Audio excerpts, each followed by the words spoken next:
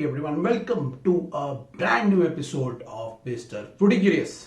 आज हम बात करेंगे कुछ न्यूज रिव्यूज और कुछ मैच प्रीव्यूज की इस एपिसोड में। तो चलते हैं और बात करते हैं इन सब चीजों की।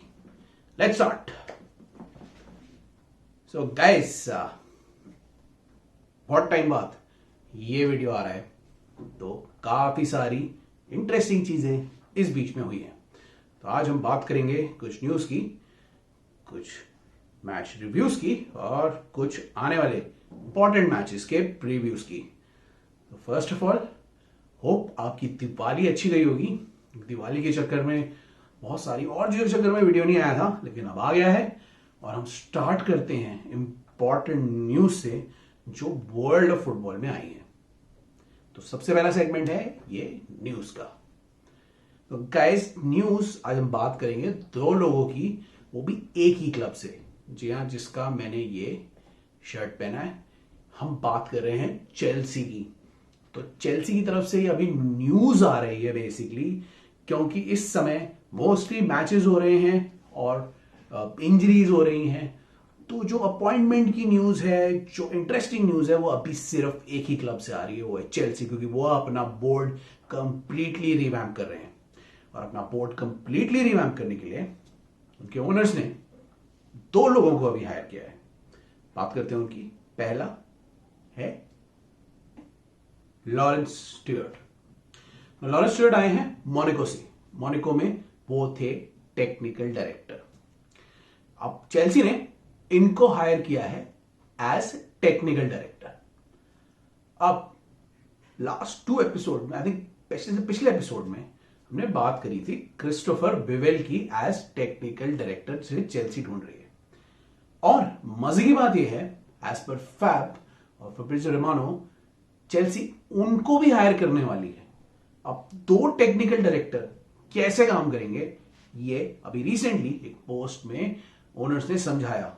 ओनर्स ने ये बोला है, हम लोग मल्टीपल लोग हायर कर रहे हैं, एक बोर्ड बना रहे हैं पूरा, जो क्लब को आगे ले जाएगा और क्लब के डिसीजंस मिलकर लेगा। अब उस बोर्ड में 2 टेक्निकल डायरेक्टर क्यों आ रहे हैं, उसकी जो मेन एक्सप्लेनेशन है वो ये आई है कि जो लॉरेंस स्टुअर्ट है वो काम करेंगे as technical director of other clubs. जैसा मैनचेस्टर सिटी का मॉडल है, चेल्सी उसी मॉडल में आगे जाना चाह रही है और मल्टीपल क्लब स्ट्रक्चर वाला एक ऑर्गेनाइजेशन बनना चाह रही है। वो अलग अलग जगहों से मल्टीपल क्लब्स को बाय करेंगे और वहां से टैलेंट मैनेजमेंट करेंगे। तो जो लॉरेंस स्टुअर्ट आ रहे हैं, ये इसमें माहिर है। ये भी मल्टी क्लब कल्चर वाली टीम्स चाहते हैं। इनका भी ड्रीम है कि ऐसे कल्चर को मैनेज करना, और ये इसके बहुत बड़े प्रोपोनेंट है, बहुत बड़े। वो मोनाको में है, आई थिंक वो मैनचेस्टर सिटी में भी थे पहले। तो उन्होंने इस टाइप के एनवायरनमेंट में काम किया हुआ है जिससे कि वो इस चीज में हेल्प कर सकते हैं। जहां तक मुझे पता है वो एवर्टन में भी थे बीच में। तो उनको काफी जगह का एक्सपीरियंस है और इस टाइप के स्ट्रक्चर में काम करने का मन है। ऑल्सो वो डेटा ड्रिवन भी हैं, जो नई रेजिम चाहती है कि उनका वर्क डेटा ड्रिवन हो। तो लॉरेंस स्टुअर्ट आ रहे हैं ओवरऑल जो बाहर के क्लब्स हैं उनके टेक्निकल डायरेक्टर बनके, जो अभी परचेज होंगे फ्यूचर में। क्रिस्टोफर विवेल जो आएंगे वो भी आ रहे हैं, उनसे भी बात चल रही है, अभी कंफर्म नहीं है लेकिन वो भी आ सकते हैं। वो आएंगे चेल्सी के टेक्निकल डायरेक्टर बनके। वो चेल्सी के रिक्रूटमेंट, कॉन्ट्रैक्ट्स, इन सबको देखेंगे, जो कॉबम है उनका। तो कॉबम के लिए आ रहे हैं क्रिस्टोफर विवेल, जो फोकस करेंगे चेल्सी के ऊपर, और लॉरेंस स्टुअर्ट आ रहे हैं लार्जर स्केल में मल्टीपल क्लब्स के टेक्निकल डायरेक्टर बनके। तो चेल्सी इन दोनों के अलावा उन्होंने एक और का भी अभी अपॉइंटमेंट कंफर्म किया है, वो है जो शील्ड्स। अब जो शील्ड्स को रिक्रूटमेंट में टीम का पार्ट बनके आ रहे हैं। जो शील्ड बेसिकली एक रिक्रूटमेंट टीम बना रहे हैं, उसका एक हिस्सा बन रहे हैं, जिसमें ग्राहम पॉटर के भी रिक्रूटमेंट पर्सन इन्वॉल्व है। और आई थिंक जो अभी डायरेक्टर ऑफ मैं बताता हूं उसके बारे में, वो भी आने वाले हैं। तो उन सबको मिलके एक छोटी रिक्रूटमेंट टीम बनाएंगे, जो स्काउटिंग टीम होगी उसको भी मिला के, तो ये सब मिलके एक रिक्रूटमेंट टीम बनाएंगे जो बेस्ट टैलेंट्स को निकालेंगे, रिकॉग्नाइज करेंगे और उनको लेके आएंगे। उन्होंने भी मैनचेस्टर सिटी के स्ट्रक्चर में काम किया है और वो जानते हैं कि टैलेंट को कहां से कैसे पिक किया जाए और उनको क्लब में लाया जाए। बहुत सारे टैलेंटेड प्लेयर्स को लेके आए हैं और चेल्सी भी इसी हिसाब से उनको लिया है, सो दैट उनको भी बेस्ट टैलेंट मिल पाए। तो फिलॉसफी यही रहेगी, टैलेंट को ढूंढना और उनको आगे लेके जाना। अब इन दोनों के अलावा चेल्सी अभी भी डायरेक्टर ऑफ फुटबॉल के लिए घूम रही है, ढूंढ रही है। अब जो ये डायरेक्टर ऑफ फुटबॉल है, ये या तो फुटबॉलिंग साइड देखेगा या फिर ओवरऑल टेक्निकल डायरेक्टर और इंटायर टीम का हेड होगा। जो ग्रुप ऑफ इंस्टीट्यूशंस होंगी चेल्सी के अंडर, उसका पूरा हेड ये डायरेक्टर ऑफ फुटबॉल होगा। सुनने में ऐसा आ रहा है कि चेल्सी ने माइकल एडवर्ड्स को अप्रोच किया था इसके लिए, तो माइकल एडवर्ड्स वैसे बहुत एक्साइटेड है इस प्रोजेक्ट को लेके। उन्होंने सुना इसको और कहा यह जा रहा है कि वो ज्वाइन कर सकते हैं, लेकिन इस साल नहीं, नेक्स्ट ईयर। तो I think director of football वाली पोस्ट के लिए चेल्सी को थोड़ा वेट करना पड़ेगा, लेकिन अभी इसके लिए भी बात चल रही है और देखते हैं आगे आने वाले दिन में क्या होता है। तो ऐसे ही कुछ इंपॉर्टेंट न्यूज आ रही है इधर उधर से। एक और इंपॉर्टेंट न्यूज अभी रिसेंटली आई है, वो ये है कि सारे क्लब्स फुटबॉल में इंक्लूजन के लिए फाइट कर रहे हैं। अगर हमारे थंबनेल देखोगे, वो भी इंक्लूसिव फुटबॉल के हिसाब से हमने बनाई है। जितने भी क्लब्स हैं वो सब पार्टिसिपेट कर रहे हैं और हम सब चाहते हैं कि आप भी इस कैंपेन में पार्टिसिपेट करें। ये इंक्लूसिव फुटबॉल सबके लिए है।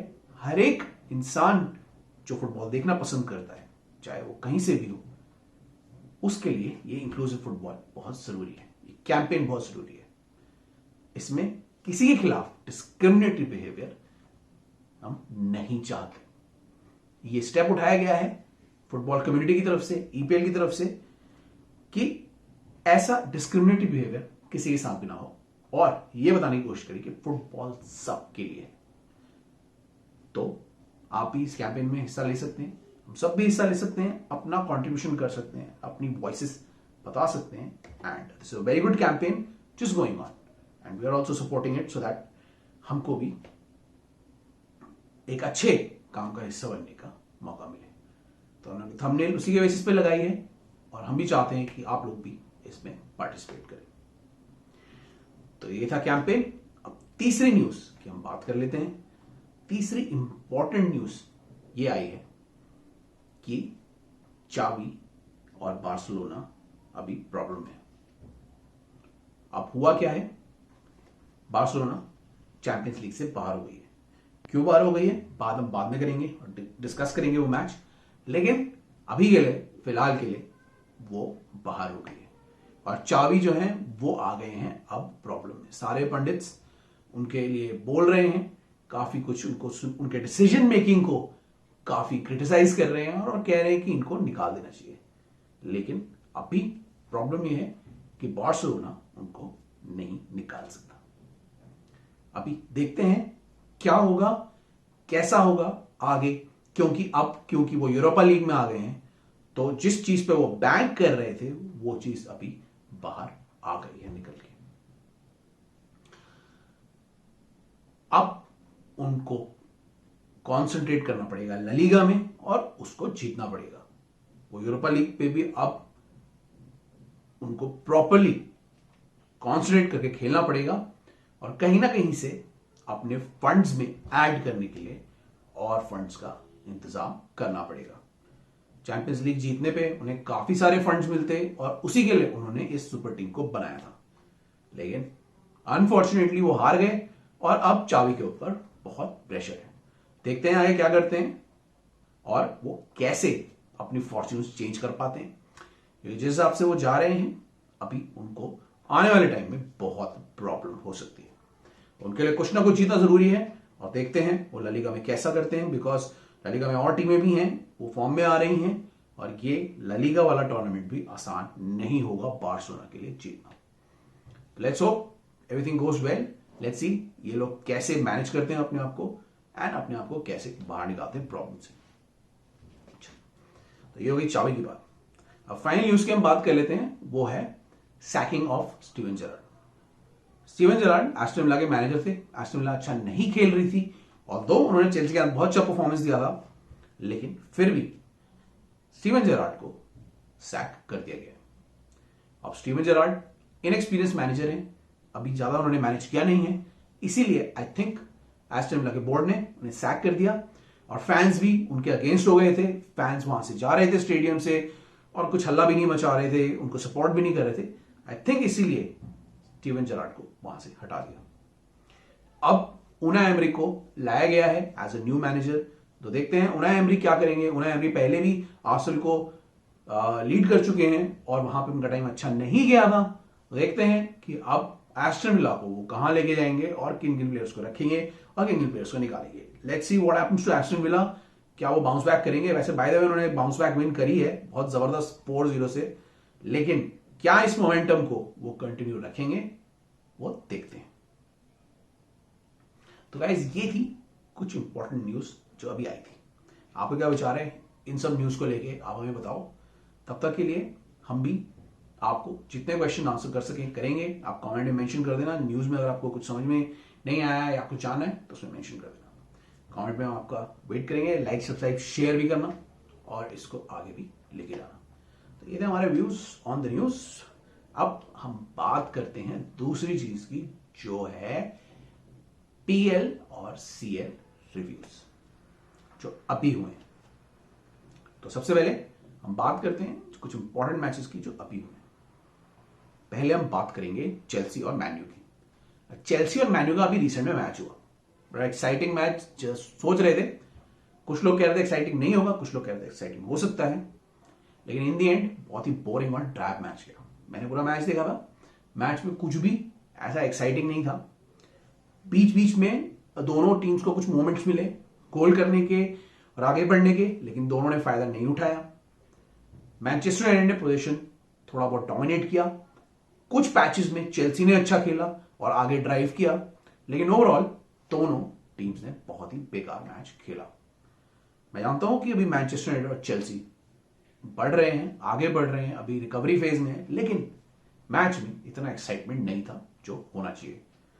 दोनों क्योंकि चेल्सी के और मैन यू के मैनेजर्स चेंज हुए थे और दोनों ही एक्साइटिंग मैनेजर्स हैं, एक्साइटिंग फुटबॉल खेलते हैं, तो लगा था कि कुछ एक्साइटिंग होगा, लेकिन दोनों ने डिफेंसिव खेला और ये मैच 1-1 से ड्रॉ हो गया। अब इस मैच में कुछ आउटस्टैंडिंग परफॉर्मेंसेस तो रहे हैं दोनों टीम से। अब कुछ टाइम के लिए पुलिसिक अच्छा खेले, पुलिसिक ने काफी ड्राइव किया और टीम को आगे बढ़ाने की कोशिश की, लेकिन अकेले वो कुछ नहीं कर पाए और आगे चेल्सी नहीं बढ़ पाई। उसके अलावा दो स्टैंडर्ड परफॉर्मेंसेस दोनों टीम से थी। चेल्सी से थी चालाबा की, जो अभी अच्छी फॉर्म में है और अच्छा खेल रहे हैं, उन्होंने बहुत ही अच्छी डिफेंडिंग की और मैनचेस्टर यूनाइटेड के सारे अटैक्स को बीच में ही रोक दिया। तो ट्रेवल चालाबा के लिए स्पेशल मेंशन, वो बहुत अच्छा खेल रहे हैं, बहुत अच्छी फॉर्म में है और वेस्ली फफाना के लिए बहुत प्रॉब्लम और कंपटीशन क्रिएट कर सकते हैं। तो चेल्सी की तरफ से ट्रेवल चालाबा ने अच्छा खेला, मैन्यू की तरफ से कैसेमीरो ने अच्छा खेला।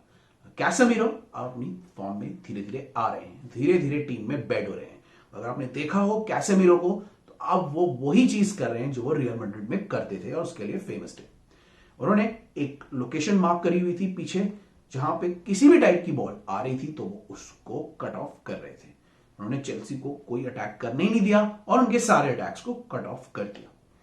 उनका काम ये नहीं है कि फॉरवर्ड ड्राइव करने का, उनका काम उन्होंने बना रखा था कि मैं इस एरिया को कवर करूंगा, इस एरिया को प्रोटेक्ट करूंगा साइडवेज और बॉल को आगे नहीं जाने दूंगा। तो उन्होंने वो अपना काम बहुत अच्छे से किया और लास्ट में गोल भी कर दिया, जो मेरे हिसाब से केपा को बचा लेना चाहिए था, बट ऐसा कभी कभी होता है। तो ओवरऑल मैच बहुत बोरिंग था और रिजल्ट भी जस्टिफाइड था 1-1, लेकिन we were expecting a better match because both managers were quite aggressive. Both managers are quite aggressive in nature, aggressive football खेलते हैं, लेकिन इस बार दोनों ने सेफ खेल के ये मैच को थोड़ा बोरिंग बना दिया। तो कोई भी और स्टैंडर्ड परफॉर्मेंस नहीं रहा। माउंट भी इनफेक्टिव रहे, हैवर्ट्ज भी इनफेक्टिव रहे, किसी ने भी अच्छा नहीं खेला और ये मैच बोरिंग ड्रॉ हो गया, जो कि गेम के लिए बिल्कुल अच्छा नहीं है। अब होपफुली नेक्स्ट टाइम जब दो टीमें खेलेंगी तो पिछले कुछ सालों की तरह अब ये मैच थोड़ा बोरिंग नहीं होगा, क्योंकि तब तक आई थिंक चेल्सी और मैन यू थोड़ा थोड़ा फॉर्म में भी आ जाएंगी और उनके प्लेयर्स के बीच में अच्छा जेल भी होने लगेगा। सो लेट्स होप अगला मैच अच्छा जाए, बट ये मैच बहुत ही बोरिंग था। तो ये था चेल्सी और मैन यू का ये बोरिंग मैच। अब इसके बाद बात करते हैं एक और एम्बैरेसिंग डिफीट की जो लिवरपूल को मिली। लिवरपूल बीच में 2 मैच जीत गया था। सबको लग रहा था लिवरपूल चाहे अभी भी ढंग का नहीं खेल रहा, अभी भी अच्छा नहीं खेल रहा, लेकिन वो फॉर्म में आ रहा है। लेकिन फिर से वही हुआ, वो नॉटिंघम फॉरेस्ट से हार गया, bottom of the table team से जिसको वो इजीली हरा सकता था, उससे वो हार गया। फिर से वही हुआ कि उसमें वो अग्रेसिव अर्जेंट बना, वो जो लिवरपूल का जो अग्रेसिव जो अग्रेसिव नेचर का गेम है वो इस गेम में नहीं दिखा, और जो उनका प्रेस होता है वो भी इस गेम में नहीं दिखा। उनके कोई भी अटैकर गोल नहीं कर पाए, और इवेंचुअली नॉटिंघम फॉरेस्ट का जो एक गोल था उसकी वजह से वो जीत गए। फिर से एक एम्बैरेसिंग डिफीट हो गई लिवरपूल के लिए, और यर्गन क्लॉप के ऊपर प्रेशर बढ़ता ही जा रहा है। क्या करेगी लिवरपूल, देखते हैं अगले मैच में। ये मैच तो बहुत ही बेकार था, इसमें कुछ स्पेशल पॉइंट्स मैं नहीं बता सकता क्योंकि मुझे इसमें गेम में कुछ भी स्पेशल नहीं दिखा। दोनों टीमें बहुत एवरेज फुटबॉल खेल रही थी और कोई भी प्लेयर स्टैंड आउट नहीं करा। अब लिवरपूल के लिए ये डिफीट एक्सेप्ट करना, बर्दाश्त करना सही नहीं था। उनके फैंस को काफी कुछ सुनना पड़ा सोशल मीडिया में, और मुझे भी उनके फैंस के लिए बहुत बुरा लग रहा था। मैं बहुत सारे शोज देख रहा था, आफ्टर मैच रिव्यूज देख रहा था, उनके फैंस को बैटर करा जा रहा था हर शो में। तो अनफॉर्चुनेटली उनको अभी ये सुनना पड़ रहा है because of the team, because of the inconsistent performance of the team. लेकिन होपफुली लिवरपूल धीरे धीरे करके फॉर्म में आ जाएगी। लेकिन लिवरपूल अगर फॉर्म में आ गई तो ये जो टॉप 4 की रेस है वो बहुत ही इंटरेस्टिंग बन जाएगी। तो लिवरपूल भी हार गया इस गेम में, इस वीक में, और एक और टीम है जो लंदन से ही है वो भी हार गई, टॉटनहम। टॉटनहम के लिए ये बहुत ही इंपैरेसिंग डिफीट है। टॉटनहम इस मैच में बहुत ही बेकार खेली और न्यूकासल ने अवे गेम में उनको हरा दिया। ओवरऑल मैच में न्यूकासल ने बेटर गेम प्ले किया, उन्होंने अच्छा गेम प्ले दिखाया। एडी हाउ की जो टैक्टिक्स थी, जो अग्रेसिव टैक्टिक्स थी, वो काम आ गई और न्यूकासल ने ये गेम 2-1 से जीत लिया।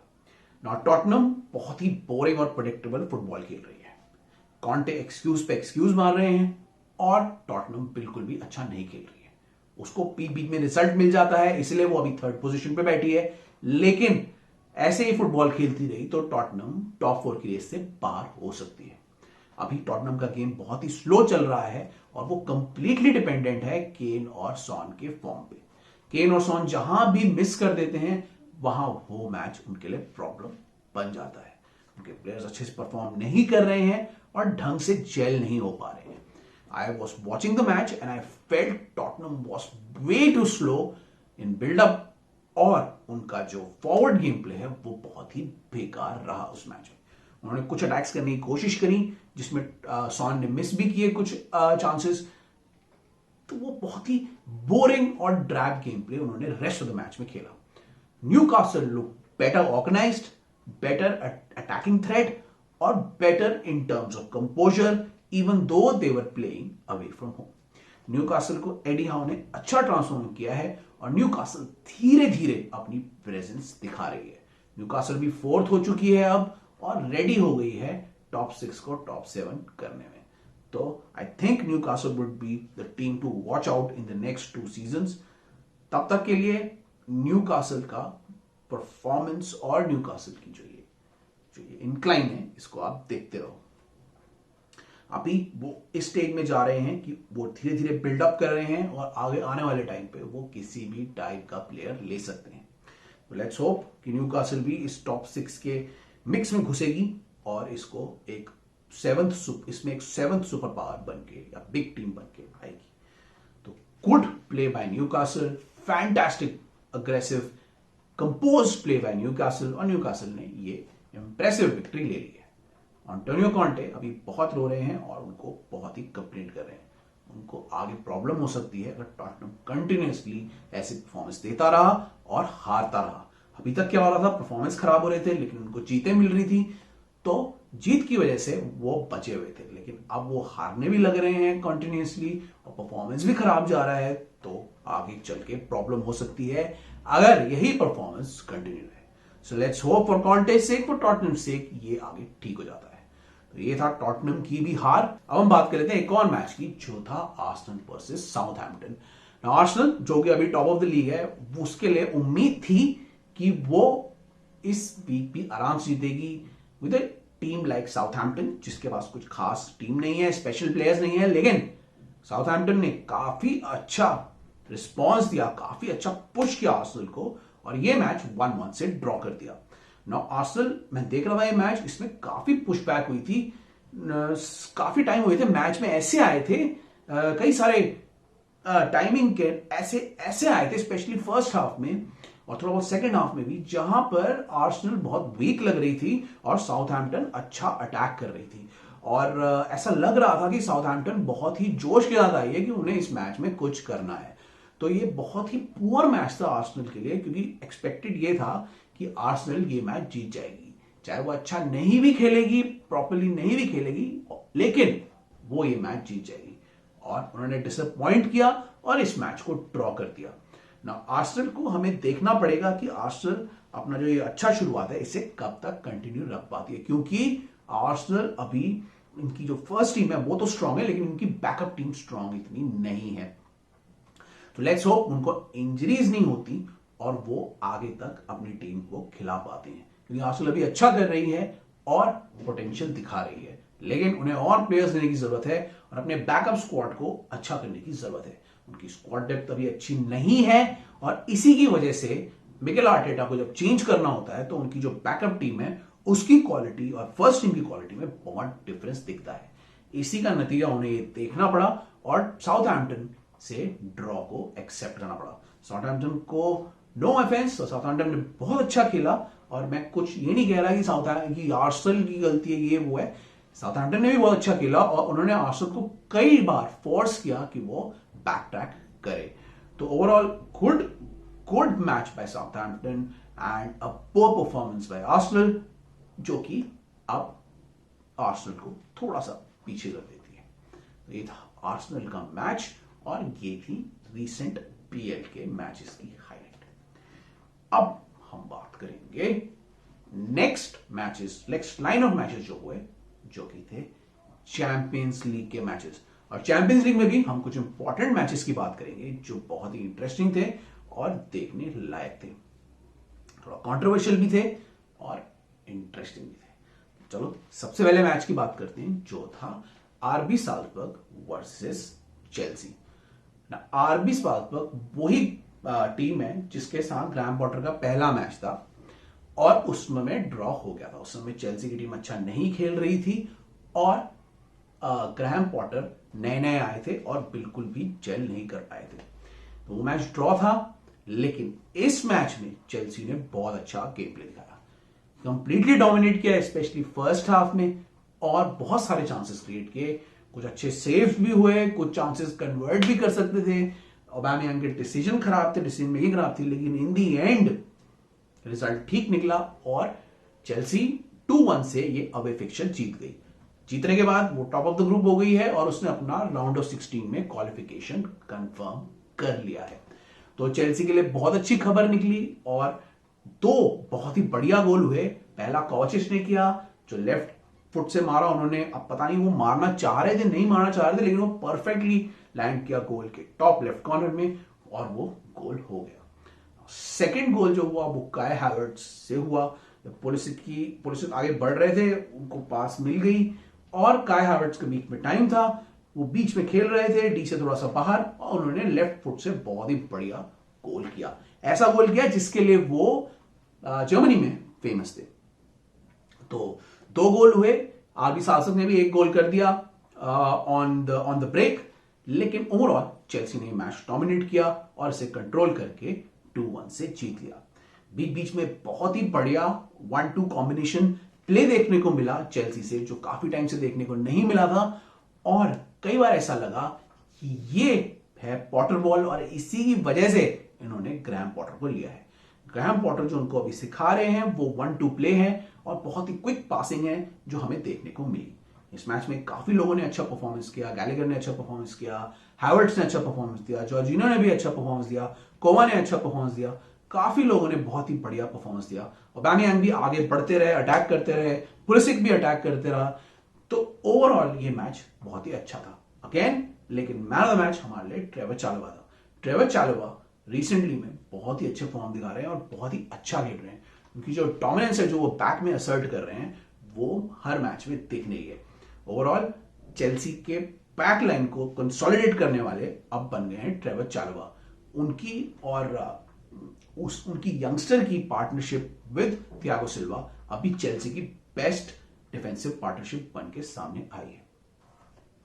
तो ओवरऑल चेल्सी के लिए गेम बहुत ही अच्छा गया और चेल्सी ने टॉप ऑफ द लीग की वजह से होने की वजह से राउंड ऑफ 16 में प्रवेश कर लिया, क्योंकि एसी मिलान ने अपने गेम में डिनामो ज़ाग्रेब को हरा दिया, इसीलिए चेल्सी अब टॉप ऑफ द ग्रुप बन गया।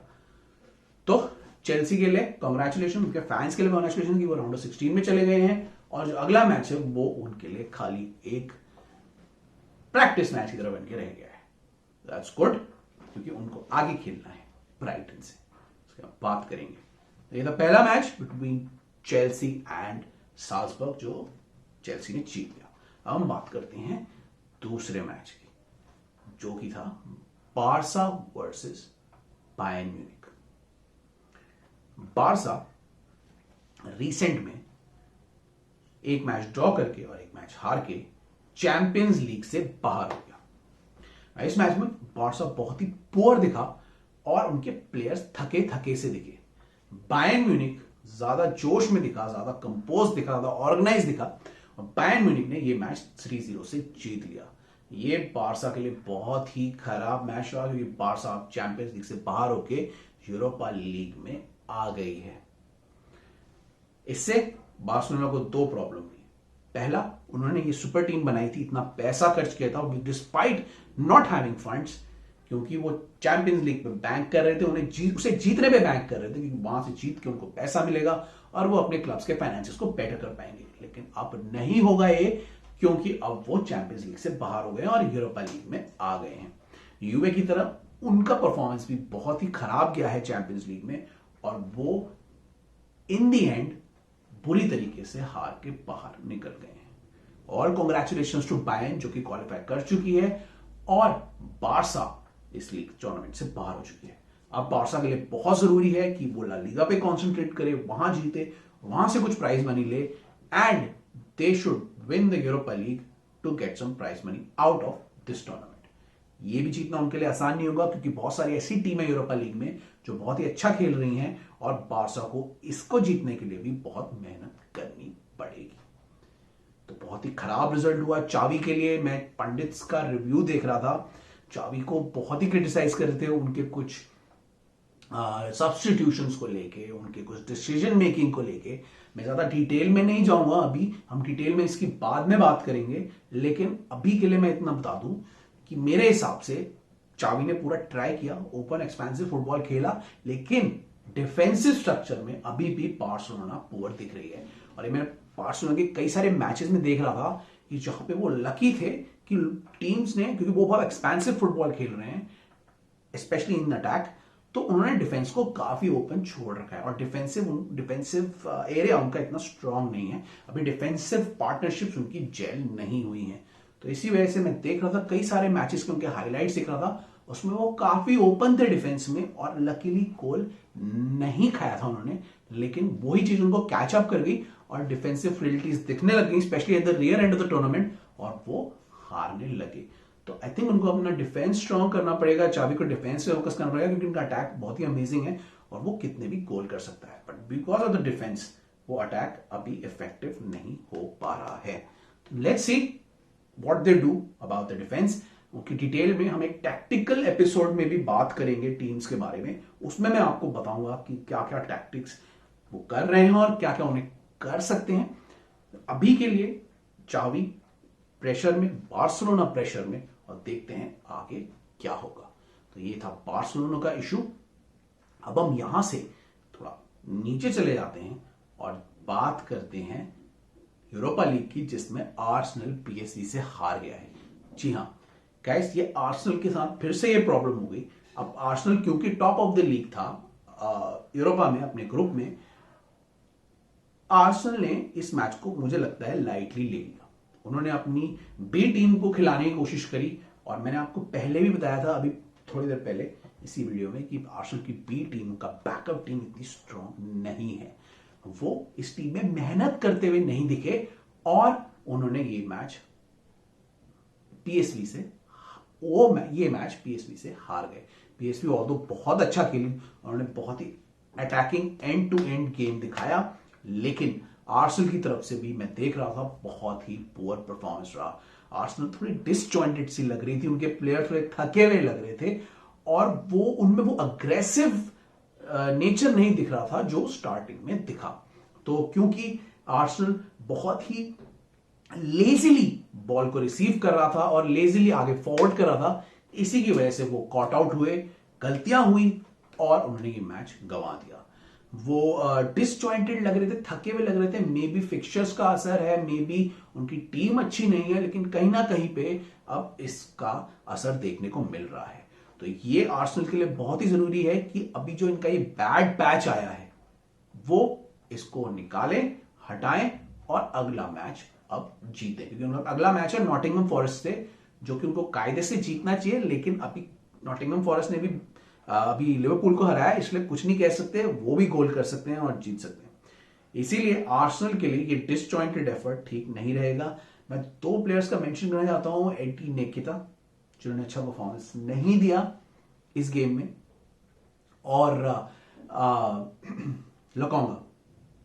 लोकोंगा ने बहुत ही एवरेज परफॉर्मेंस दिया। ऐसा लग रहा था कि वो इंटरेस्टेड ही नहीं है खेलने में या आर्सेनल टीम में रहने में। तो आई डोंट नो अब ये आर्सेनल क्या करेगी उनके साथ, मतलब कैसे वो लोग इनको टीम में ढंग से यूटिलाइज करेंगे। लेकिन ये अच्छे प्लेयर नहीं लग रहे थे देखने में। It felt slow, it felt disjointed, and it was not the same Arsenal that we saw in the beginning of the tournament and the beginning of PL.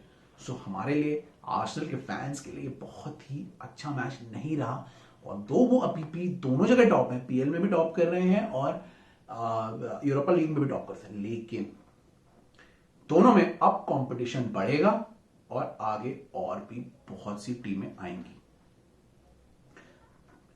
PL में मैन सिटी है ही, Chelsea भी आगे बढ़ रही है, Liverpool भी form में आ सकती है, टॉटनम भी कभी भी फॉर्म में आ सकती है, न्यूकासल अच्छा कर रही है, वेस्ट हैम भी फॉर्म में आ सकती है। तो बहुत सारी ऐसी टीमें हैं जो उन्हें टॉप 4 के लिए कंपटीशन दे सकती है। यूज इसमें यूरोपा लीग में भी पीएसवी है, बार्सिलोना आ गई है, मैनचेस्टर यूनाइटेड है, बहुत सारी ऐसी टीमें हैं जो कंपटीशन दे सकती है। इसलिए अब कुछ नहीं कह सकते, आर्सेनल को पूरी मेहनत करनी पड़ेगी दोनों जगह टॉप रहने के लिए और जीतने के लिए। लेट्स होप कि वो जीत पाते हैं और अपने आप को टॉप रख पाते हैं। तो गाइज ये थी कुछ इंपॉर्टेंट मैचेस की बात जो कि टीम्स के लिए काफी बेकार थे रहे। अच्छा, हम सारे मैचेस की बात नहीं करते हैं, इंपॉर्टेंट मैचेस की बात करते हैं। हम एक ऐसा एपिसोड करेंगे जिसमें हमने जो मैचेस मिस कर दिए हैं हम उसके बारे में भी बात करेंगे, और कुछ सो कॉल्ड बॉटम लीग वाली टेबल्स की भी बात करेंगे। तो गाइस आप टेंशन मत लेना, अभी के एपिसोड में तो मैं आपको सिर्फ ये बता रहा हूं, बीच में जब वर्ल्ड कप आएगा, जब फुटबॉल, क्लब फुटबॉल से हमें थोड़ी ब्रेक मिलेगी, तब हम बैठ के दूसरे मैचेस और दूसरी टीम्स के बारे में, उनके सीजन्स के बारे में भी बात करेंगे। तब तक के लिए ये इंपॉर्टेंट मैचेस का सुन लो और हमारे एपिसोड देख लो। तो ये था कुछ पीएल और सीएल की बातें। अब हम बात करते हैं आने वाले 3 इंपॉर्टेंट मैचेस की। पहला मैच ब्राइटन वर्सेस चेल्सी। क्यों इंपॉर्टेंट है? ग्रैहम पॉटर ब्राइटन से आए हैं। ब्राइटन अभी बहुत ही अग्रेसिव फुटबॉल खेल रहा है। उन्होंने अभी मैन सिटी को बहुत ही जबरदस्त फाइट दी, ज्यादा पोजीशन लिया और 3-1 की स्कोर लाइन को फ्लैटर कर दिया। मैन सिटी 3-1 से हारता नहीं, उनके पास भी बहुत अच्छे चांस थे, ब्राइटन वो भी गोल कर सकते थे। इसीलिए ब्राइटन टफ कंपटीशन देगा होम ग्राउंड में क्योंकि ग्रैम पॉटर की ही ट्रेन टीम है, अग्रेसिव खेल रही है, उनके मैनेजर बहुत अग्रेसिव है, नए मैनेजर भी उनके, और वो फुल जोश में आएंगे और चेल्सी को अटैक करेंगे। चेल्सी को देखना पड़ेगा ग्रैम पॉटर, क्योंकि ब्राइटन को जानते हैं, उन्हें असेस करना पड़ेगा और उनके प्रेस को कंट्रोल करना पड़ेगा। बहुत ही अग्रेसिव आएंगे, चेल्सी को गोल के मौके मिलेंगे क्योंकि वो ओपन होते हैं, और ब्राइटन के पास एक प्रॉपर गोल स्कोरर नहीं है, वो ब्राइटन का सबसे बड़ा दुश्मन बन के निकल सकता है, वो प्रॉब्लम। तो देखते हैं, बहुत ही इंटरेस्टिंग मैच होगा, दोनों ही अग्रेसिव मैनेजर हैं, चेल्सी को प्रेस करने की कोशिश करेंगे, चेल्सी को कंट्रोल करना है, और देखते हैं इस मैच में क्या टैक्टिक्स होगी ग्रैम पॉटर की। जहां तक मुझे लगता है ग्रैम पॉटर इस मैच में शुरू में कंजर्वेटिव खेलेंगे, शुरू में रोकेंगे उनके प्रेस को, उसके बाद जैसे जैसे वो थोड़ा टायर होने लगेंगे वैसे वैसे वो अपना इन्फ्लुएंस बढ़ाने लगेंगे। आई थिंक इस मैच में वो अपने सारे इंपॉर्टेंट प्लेयर्स को खिलाएंगे और अपनी फुल जो टॉप टीम है उसे सबसे आगे रखेंगे। मेरे हिसाब से आई थिंक वो बैक फाइव ही खेलेंगे और वो विंग से भी अटैक करेंगे। Brighton man to man focus करेगा, मैन टू मैन चेल्सी को अटैक करने की कोशिश करेगा और उनके मिडफील्ड में उन्हें दबाने की कोशिश करेगा। चेल्सी के पास प्लेयर्स हैं ओवरऑल ब्राइटन के फ्रेजिलिटीज को का फायदा उठाने के लिए, और देखते हैं वो कैसे उसे यूज करते हैं। ब्राइटन बहुत अच्छा खेल रहा है और उनका होम क्राउड उनके साथ होगा। देखते हैं पॉटर को कैसा रिसेप्शन मिलेगा वहां पे, ग्रैम पॉटर क्योंकि बीच में ही छोड़ के चले गए थे ब्राइटन को, देखते हैं उनको कैसा रिसेप्शन मिलेगा और आगे इस गेम में क्या होगा।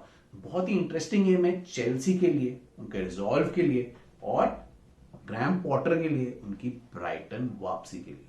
देखते हैं क्या होता है इस गेम में, वो पता लगेगा कल, और let's hope it's an exciting game और मजा आएगा देखने में, और सबके लिए बहुत ही बढ़िया एंटरटेनमेंट होगा एंड टू एंड, जहां तक मुझे लगता है। Hopefully it will be a great game. Leandro Trossard का भी आप ध्यान में रखना, Leandro Trossard can play really well in this game because उनको चेल्सी आना है, उनका कॉन्ट्रैक्ट खत्म हो रहा है, he wants to join Chelsea, तो वो चेल्सी को इंप्रेस करने के लिए अच्छा खेल दिखा सकते हैं। So very good player and watch out for him and watch out for some other players as well from Chelsea's side, especially Thiago Silva, Pulisic, Havertz, and if Broja plays, then Broja. So watch out for this match. Let's hope it's an exciting match. It will be in Brighton. Let's hope ये match बहुत अच्छा होता है। तो पहला game था ये, दूसरा गेम है Liverpool versus Leeds. Liverpool Premier League में बहुत ही गंदा परफॉर्म कर रही है और उसके ऑपोजिट चैंपियंस लीग में बहुत ही अच्छा परफॉर्म कर रही है। तो देखते हैं ये मैच लिवरपूल के लिए कैसा जाता है ना। लिवरपूल लीड्स एक बहुत ही अग्रेसिव और बड़ी अनकंट्रोलेबल टीम है एट टाइम का, बहुत ही फास्ट प्लेयर हैं जो कि लिवरपूल की डिफेंसिव फ्रेजिलिटी का फायदा उठा सकते हैं। तो मेरे को देखना है लिवरपूल इस पीरियड को कैसे काउंटर करती है। उनका डिफेंस अच्छा नहीं रहा है और जेसी मार्श और उनकी जो लीड्स टीम है वो बहुत ही अग्रेसिव है, काउंटर प्रेसिंग टीम है और उनके पास बहुत ही क्विक प्लेयर्स हैं जो इसका फायदा उठा सकते हैं। सो although Liverpool is favourite for this match, लेकिन ये मैच थोड़ा इंटरेस्टिंग हुआ मेरे हिसाब से क्योंकि लीड्स एक बहुत ही अनप्रिडिक्टेबल और हाई प्रेस टीम है। तो लेट्स होप कि ये मैच बहुत ही इंटरेस्टिंग होता है। मुझे देखना है कि लिवरपूल क्या अपनी पीएल की फॉर्म में वापस आ सकती है, पीएल में आगे कुछ कर सकती है, या फिर लीड्स फाइनली उनको प्रेस करके और उनको क्विकनेस से, स्पीड से हरा सकती है। बहुत इंटरेस्टिंग मैच होने वाला है। Let's hope it will be a fun match to watch and we have a great time watching this match. तो ये था दूसरा एक्साइटिंग मैच जो होने वाला है इस वीकेंड में। तीसरा एक इंपॉर्टेंट मैच होने वाला है, वो है Arsenal versus Nottingham forest. Although again इसमें आर्सेनल फेवरेट है, लेकिन अभी रिसेंट में आर्सेनल की फॉर्म में थोड़ा उनकी परफॉर्मेंस में डिक्लाइन हुआ है। अब वो उनके टायर्डनेस से हुआ है, वो उनके प्लेयर्स के लेथार्जिक नेचर से हुआ है, किस वजह से हुआ है नहीं पता, लेकिन रिसेंट में वो इतना एक्साइटिंग गेम नहीं खेल रहे। अब although Nottingham forest last rank team है, लेकिन यहां पे कोई भी टीम उनको हरा सकती है। पिछले हफ्ते उन्होंने लिवरपूल को हराया और इस हफ्ते वो आर्सेनल को भी हराने की कैपेबिलिटी रख सकती है। आर्सेनल को भी लास्ट मैच में फेवरेट बताया गया था साउथहैम्पटन के अगेंस्ट, लेकिन उन्होंने इवेंचुअली ड्रॉ कर दिया, इसलिए कुछ नहीं कह सकते इस मैच में क्या होगा।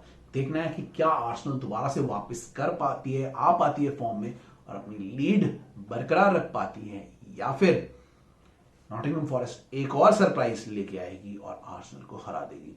अगर ये मैच आर्सेनल हार गया तो आर्सेनल के जो फैंस हैं वो हो जाएंगे थोड़े वरीड, बिकॉज उन्होंने ये स्लंप आर्सेनल का पहले भी देखा है and they completely know that this could be a problem in the future.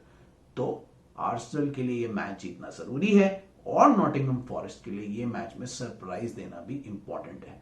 वो भी लास्ट प्लेस अभी हैं और वो भी कोशिश करेंगे कि वो डिफेंस करें। They will let Arsenal come to them and they will counter punch and counter attack in the process. So let's see ये गेम क्या जाता है, कैसा जाएगा टैक्टिकली। मेरे हिसाब से ऑफ कोर्स जैसे मैंने अभी बताया काउंटर प्रेसिंग होगी, काउंटर अटैक्स होंगे और आर्सेनल के पास मैक्सिमम पोजीशन रहेगा।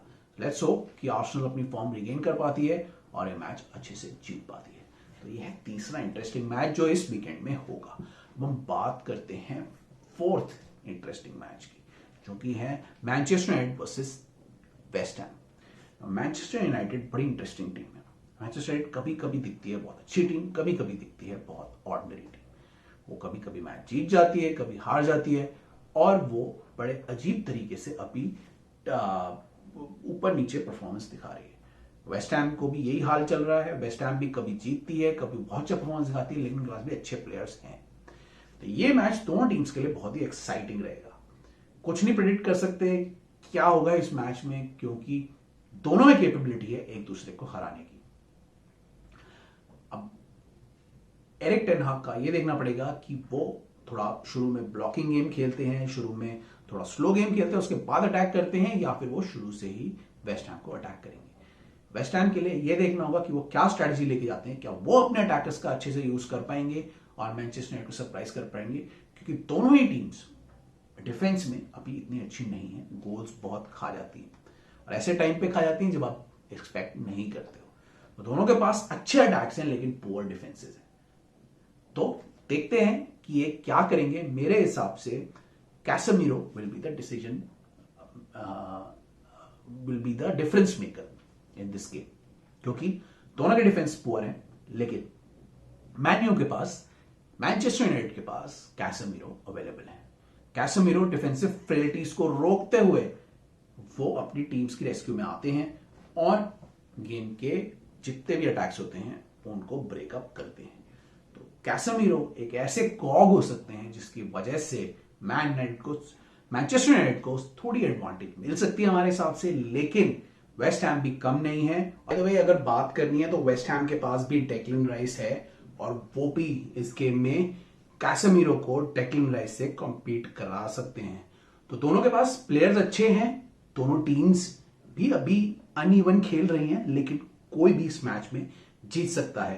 टेन हाग की टैक्टिक मेरे हिसाब से डिफेंसिव रहेगी पहले, फिर वो काउंटर अटैक करेंगे और वेस्ट हैम ट्राई करेगा शुरू में प्रेस करके अटैक करने की और अपने अटैकर्स को आगे पुश करने की गेम में।